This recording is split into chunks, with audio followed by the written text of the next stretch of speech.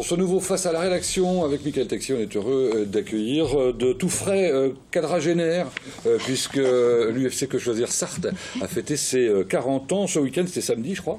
C'était samedi. Soit donc Evelyne Gobert, sa présidente, et son vice-président Jean-Yves Hervez. Alors, est-ce que vous savez ce qu'était l'association en 1977? Vous y étiez peut-être pas déjà, quand même. On n'y était pas déjà, bon. Mais c'est vrai que là, le 40e anniversaire, ça a été l'occasion d'essayer de refaire une exposition rétrospective. Et pour nous aussi, les bénévoles actuels, de découvrir son histoire. Et en 77, eh bien, c'était une jeune présidente à l'époque, une jeune femme, Martine Partenay, une femme, la première, et moi actuellement, entre deux, c'était des hommes. Ah bon? Et qui a fondé l'association. Elle avait 26 ans à l'époque, et le groupe qui l'a fondée était très jeune. C'est une association de combat.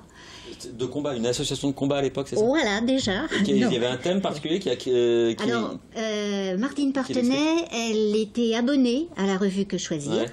Et la Que Choisir essayait de s'implanter beaucoup plus dans les territoires. Donc, faisait appel à des abonnés pour créer des associations locales. Et les Sartois ont bien réagi. Voilà. Donc, eh ben, écoutez, oui, puisque la mayonnaise a pris avec la Sarthe et que cette association, petit à petit, est montée en puissance pour être ce qu'elle est actuellement, c'est-à-dire une grosse association. Une grosse par rapport aux autres en France? Aussi par rapport aux autres en France. Jean-Yves, nous sommes une des plus grosses associations en France, puisque nous sommes la 8e en nombre d'adhérents. Et si on tient compte du nombre d'adhérents par rapport à la population, on est dans les 5 premiers. Donc, ça fait combien d'adhérents en Sarthe? En Sarthe, il y a 2600 adhérents, environ 140 000 au niveau national. Les enjeux de cette association, les missions restent les mêmes?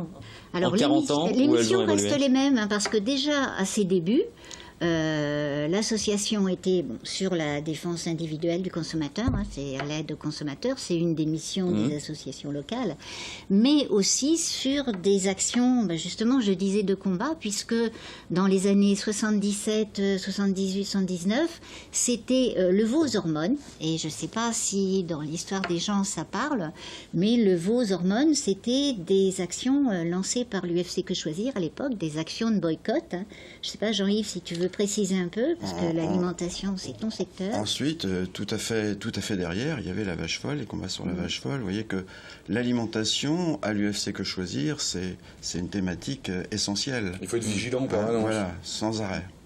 Le consommateur, d'ailleurs, est très inquiet en ce moment par rapport à ce qu'il mange.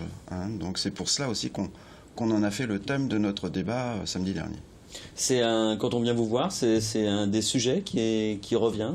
Alors, pas forcément, parce que... Qu'est-ce qui préoccupe les gens alors quand ils frappent à la porte de l'UFC Que Choisir? Quand les gens viennent chez nous de manière physique, c'est qu'ils ont une épine dans le pied, très souvent. Ouais. Ils veulent résoudre un problème. Et qu'ils ont envie qu'on leur enlève l'épine. On voit bien que sur les problèmes d'alimentation, c'est quand même pas la thématique essentielle pour le traitement des litiges.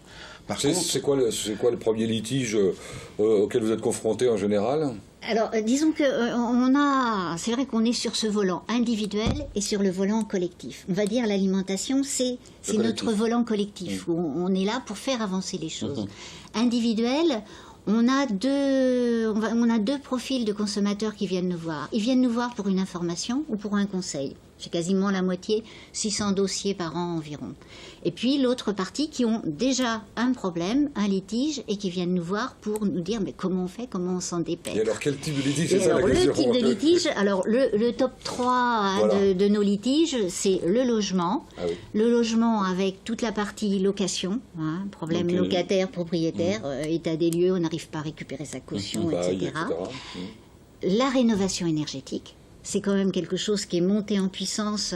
Donc ça, c'est le reflet de toutes ces entreprises un peu... voilà, quoi. Ces faux entrepreneurs là, qui vendaient un peu du rêve avec des panneaux photovoltaïques, c'est ça, je vous en reparlerai un petit peu parce qu'on lance quelque chose justement à propos de ça. Donc tout ce démarchage qui va avec une désinformation des gens et on les lance dans des litiges et sans même qu'ils s'en rendent compte, quoi. Donc tout c'était au départ le photovoltaïque, maintenant c'est la rénovation énergétique, c'est une vraie catastrophe. Et puis... Pourtant c'est une bonne chose a priori. C'est une bonne chose de rénover pour faire des économies. Voilà, ça serait une bonne chose si on avait réussi, parce que derrière il y a les crédits d'impôt et tout, sauf qu'on n'a pas réussi à encadrer suffisamment pour que ça ne soit pas récupéré, à la fois par des sociétés qui sont pas correctes, et puis aussi par des banques derrière, qui font de l'argent là-dessus. Sur le troisième sur le podium, c'est quoi? Et le troisième sur le podium, c'est la téléphonie. Encore? Eh ben oui.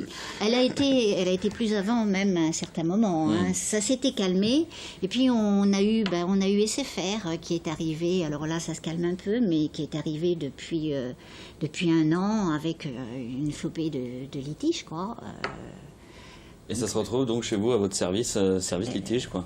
Voilà, pris en charge par votre ou vos juristes. Alors on a une juriste salariée qui, on va dire, supervise le tout, et puis on a environ 25 consultants qui sont experts un peu chacun dans leur domaine, soit juristes, soit dans des domaines précis, et qui sont là pour à la fois conseiller et traiter. Les thèmes, là, ce trio de tête là, dont vous nous parlez pour la Sarthe, est-ce qu'on retrouve le même un peu partout, au niveau national et dans les autres départements, Jean-Yves Hervès? Oui, ça se retrouve en général pour le traitement des litiges.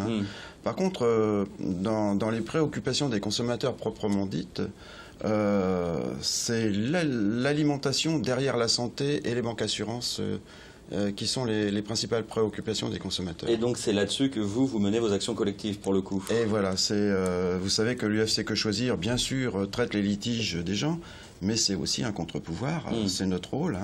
Les enquêtes que vous menez régulièrement. Voilà, c'est aussi d'interpeller les élus, de leur demander de poser des questions écrites, etc. Voilà. La dernière en date, c'était celle sur l'eau, en Sarthe, notamment. Alors on a fait une enquête, effectivement, sur la qualité de l'eau au robinet. Vous savez que on ne paie pas la matière première, l'eau, c'est un bien commun. Ce que l'on paie, nous, consommateurs, c'est la mise à disposition d'une eau potable au robinet.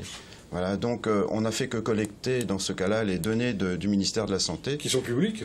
Qui sont publiques, mais que personne ne va voir. Oui, mais ça, ça permet de faire un zoom, en fait. Et notre travail, c'était d'aspirer un peu toutes ces données et de les mettre à la disposition des consommateurs. Quelle est l'enquête qui a été la plus marquante de l'UFC Que Choisir depuis 40 ans, si on prend les 40 ans? Celle qui intéresse le plus les consommateurs, ce sont les enquêtes prix. Oui.